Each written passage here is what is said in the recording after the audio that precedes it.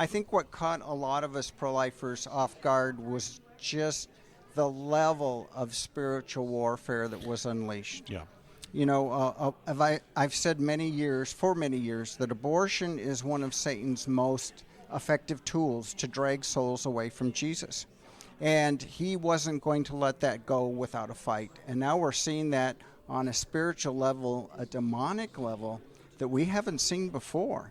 And I think anybody who's paying attention will understand the domestic terrorism, the anger, the vitriol, not only in the streets and in front of pregnancy centers, but in state legislatures where members are standing up and totally losing it and having temper tantrums because they don't get their way on pro-life legislation. And that's very interesting that you would say that. I think it's something we need to continue to keep in front of our listeners, is the fact that there is a spiritual element.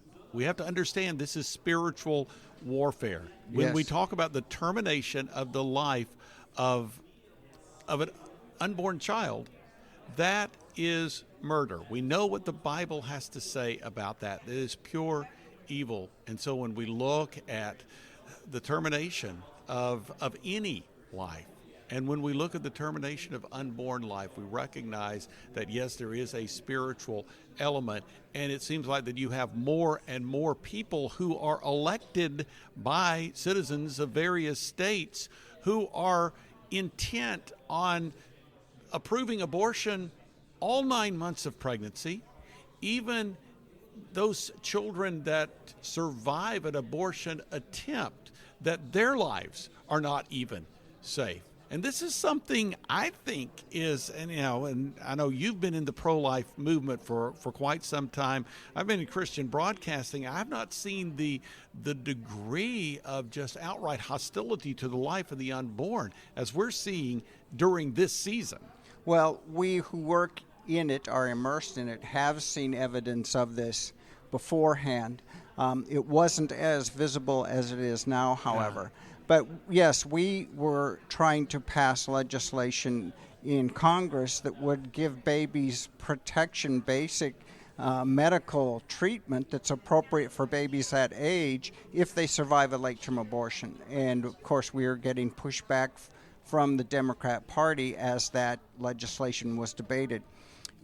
We have seen this play out in some cases as a preview to Roe being overturned, states anticipating this. Really, the writing was on the wall that the makeup of the Supreme Court had changed to those, thanks to appointments made by President Donald Trump, that they were strict constructionists. In other words, they did not legislate from the bench.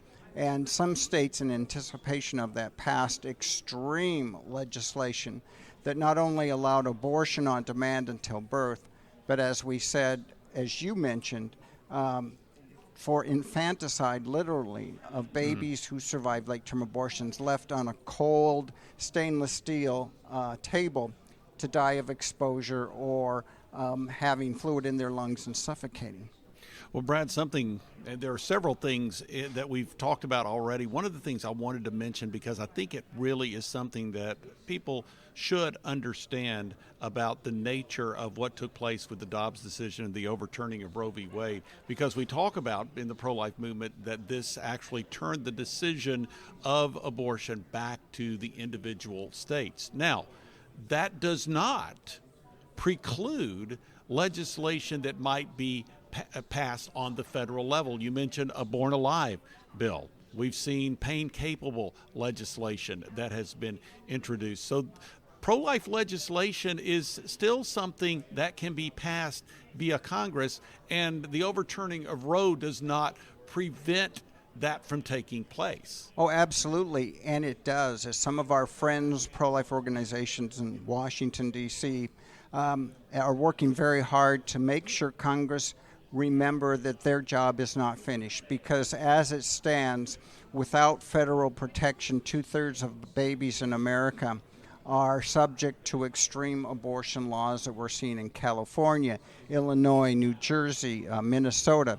So yes, a solid case can be made for the necessity of federal pro-life legislation to protect all children.